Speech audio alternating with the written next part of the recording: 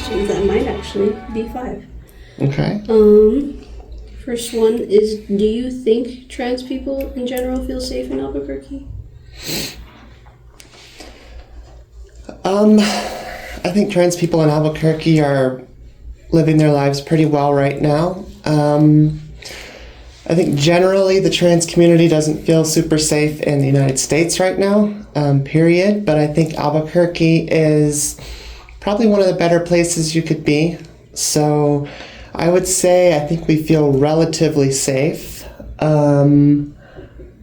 Relatively safe, but we know that a lot of that has to do with our state, and that we'd like to feel even safer. We'd like for there to be protections at the national level, and we'd like to be less worried about our friends and siblings and family in other states. But it's all relative. I don't think anyone feels wonderful, but we feel safer than many other Americans right now. And many other New Mexicans, too. Yeah. It's a funny question for me to ask as a trans person in America right now. It's a good honor. What's it like to run the resource center? Yeah. Well, I don't run it. Maybe someday. But we're really thankful to get to work here. It can be really, really stressful sometimes. It can be really hard to...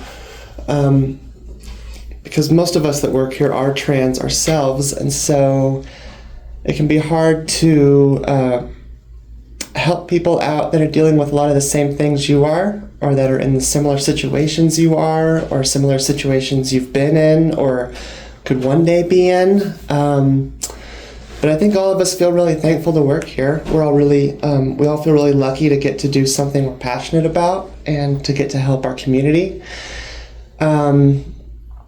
It's a mixed bag, I would say. It can be extremely heartbreaking, extremely scary and frustrating. But I think we're all here because we want to be. I don't think any of us are primarily here, out of just pure ambition or career goal or something like that. I think we're all passionate about what we do. And so lucky, I would say definitely we feel lucky and fortunate and grateful. It's just... it's tough because it's our community, it's our people, and we deal with some heavy things for sure. How does the center get funding? That's a good question for our executive director. But generally speaking, I can tell you that we just kind of get it from whatever sources we can. It's a whole lot of state level funding opportunities. We're always looking out for more, just seeing where we can take advantage of money that's being allocated for services like ours. We thankfully don't get much in the way of federal money, so we're not as concerned as many other orgs might be right now with, the noise the federal administration's trying to make about taking away federal funding from different sources.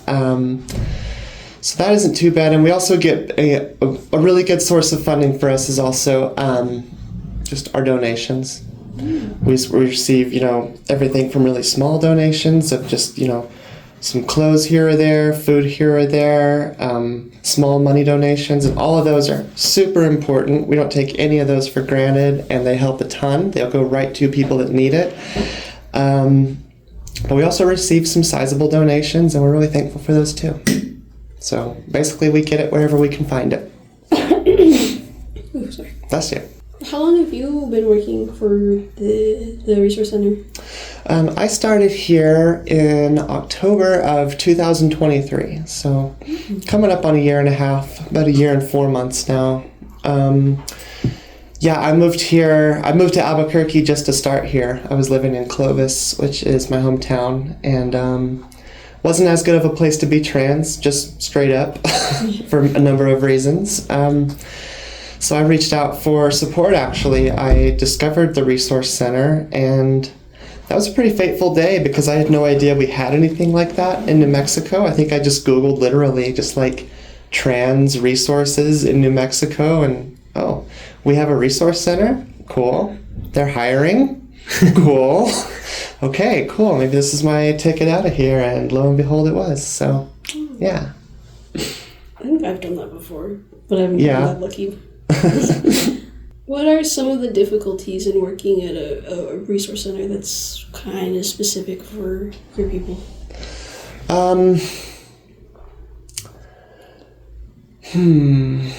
Well, definitely, people do get some weird ideas about us, and while we generally receive a lot of love up here in Albuquerque from our community and just the general culture here, you know, sometimes people aren't so supportive.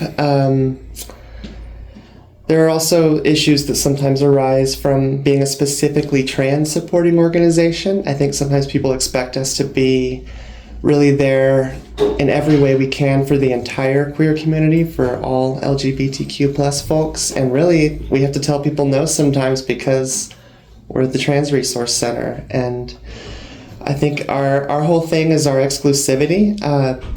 Trans community is a really, really small community that often struggles to access the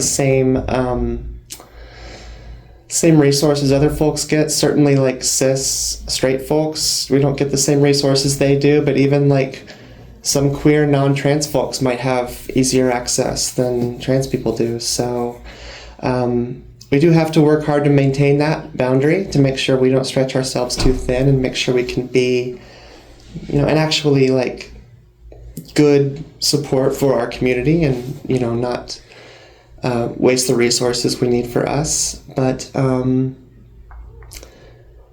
I think, yeah, it goes back to what I was saying before. We're thankful to get to do it. We're thankful that New Mexico has something this particular for the trans community, and so overall it's just a good thing. We're glad to be here. But what in general is like the primary goal of the resource center? Really, it's just to support the trans community in New Mexico and beyond in whatever ways we can, in just whatever ways are possible. It's hard to sum it up in like a really quick way, but one thing I've heard our executive director say is really the goal of our work ultimately is that one day, hopefully, we don't have to do this work.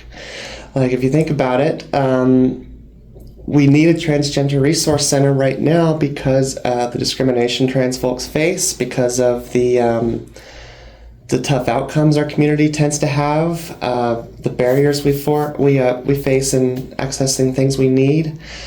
And so we just try to provide as much of it as possible. We keep people alive. We keep people well as much as we can. We provide things that make people happier. We connect them to healthcare and all sorts of resources they need. And we do things like harm reduction for the general public, not just our community. And I think if having the ultimate goal that someday we won't need this place is kind of like our saying, like, we're here because people need us, and hopefully someday, you know, it may be many, many years in the future, we don't need something like this because trans people are just treated the same, you know, normally. And so that's our goal, is just to do whatever we can to like keep people alive and well, and see how we can educate the culture and educate people and move things forward in general. So hopefully we don't need such specific things in the future, but we definitely do for now. So Yeah, that makes sense. Yeah. Like, for now, it's great that we have the trans resources, but yeah, like, it's kinda out of sucks that we necessity. need it. Yeah, it's out of necessity, and so hopefully someday. That's our Yeah. dream anyway. That's a great answer. The last one is, what kind of information do you think would more or less make people just like at least a little bit less scared, I guess, of the trans community? That's a really good question. I really think it just needs a little bit of empathy and understanding. I think it's hard because a lot of people are really not in a place where they're willing to hear it at all. But just a little bit of education on what it means to actually be trans and have a trans experience and a trans identity.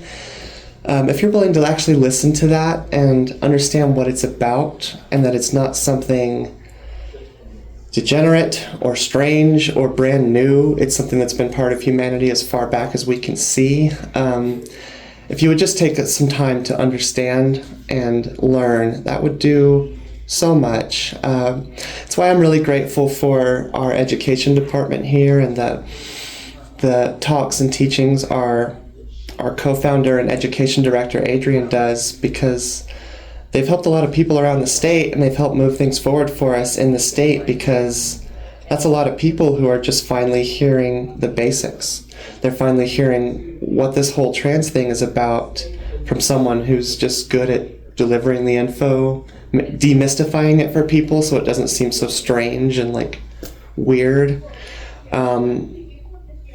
Well, I don't remember what the exact question was, but essentially I think like just a little bit of education and a little bit of understanding and willingness to listen. If everyone had that, man, we'd be so much further along. Yeah. I feel like just in general, just knowing the history of trans people would make it like less scary. Knowing the history of trans people, knowing meeting a trans person, like for a lot of people that's what they need. They just need to have a trans person in their life, and even if they react badly to it immediately, you know, give it a few months or a year or two, and that person's just your friend or your sibling or your child or whatever, and then it's normal. Yeah. And you just realize this is a normal person just living their truth. And so that's what I hope, that's what I wish everyone would do, is just listen and understand. Yeah, definitely. Like some of the fear around trans people is like something that's gets planted into you when you're like really young, and then like you have to do the work to make those big words less scary. Exactly. Yeah, you have to like unpack it. I've always thought that. Like I've always felt like if you teach little kids that don't have like an inbuilt prejudice from like their home life or what they've been taught like when they were really little, they get this stuff no problem. It's just like, oh, that makes perfect sense. Like I could totally, even if they're not trans themselves, which most people aren't, they're gonna hear that and just be like, oh, that makes sense. No, that's cool. I can be cool with someone like that. But if you've come up, you know, in like an intensely religious environment or bigoted environment, and you've just had this stuff fed to you, that's when you start having something to unpack. But I think you're totally right about that. I think people have to be taught hatred and bigotry, and if you just have, you know, some wonder about the world, some curiosity, and just kindness in your heart to not want to do wrong to people, it's not that difficult. So I totally agree with that. Yeah, that's how I grew up a little bit, because my mom tried really hard to like plant those seeds in me to not like trans people, but then I was fortunate enough to have the internet with like no restrictions, so I just learned what trans people huge. Were, and I was like, wow. Yeah, that's why one of the things we're really fighting for in this state is just keeping people's access to good data available, so that kids that are having similar questions and things can go out and actually find like good information, not just biased anti-trans info. But yeah, I was definitely raised in a strongly anti-trans house and culture, and so gave me a lot to unpack for sure, and it's a reason it took me so long to know myself. But that's why we're here doing the work, so hopefully more people don't have to go through such an experience. So I feel like people underestimate how much kids can understand things. Oh yeah. It's like if I could learn multiplication at like 9, I can learn that it's okay to be alive, I guess. When kids tell you who they are, it's best to believe them. I think the idea that they're going through a phase or something like that with this stuff, like I'm not saying every single thing a kid says about themselves is going to be 100% true all the time with no issues, but we've just found over and over again when it comes to basics of identity like this, that kids can know themselves even really, really, really young. And when they're telling you the truth about who they are and insisting on it, you should listen to them, because if you don't, that's when kids start developing really bad issues. Being who they are does not cause issues. Yeah, I think just like if your kid tells you that they're probably trans, I feel like it's better to just be like, okay, I'll help you do that, instead of just being like, nope. Yeah, because guess what? The phase isn't a phase. They're not going to outgrow it. And, like, I don't know. I just think best case scenario for a situation like that, you might keep your kid from understanding themselves a little bit longer, but there's going to be things that come in, like, there's going to be depression they can't understand. There's going to be anxiety about how they interact with people. I mean, yeah, the outcomes aren't good. And so we're hoping that with more education, more understanding, more parents will, at the very least, when their kid tells them something they don't expect, they'll at least be able to be like, okay, well, let's go talk to somebody. Yeah. Let's go to the Transgender Resource Center and have a chat and see what we can come up with. Let's not just deny this and try to put our fingers in our ears. So Yeah. definitely. Yeah. If you could just like tell a parent, like, it's better to support your kid through what you think is a phase than to give them lifelong issues. Sure. It'd be so much better. Yeah. The last thing you want to do with your kid in something like this is like make it a rule for them that they can't be who they are, because then you're just going to create all kinds of tension. Yeah. That's going to come out someday, eventually, somehow, and it may not be pretty. So we try to promote the healthiest approaches as we can, which are all about understanding, education, empathy, compassion. That's the good stuff. That's what we need. So Any other questions? I hope I didn't go through those too fast. I just kind of started rambling. No, that's very good. They're pretty good answers. Okay, good. I'm glad. How's the project going so far? Have you guys really got started, or just come up with questions? I think we're stuck. Stuck? What kind of stuff? Just a little bit. What's going on? Maybe I can help you get unstuck. I mandated you. Okay.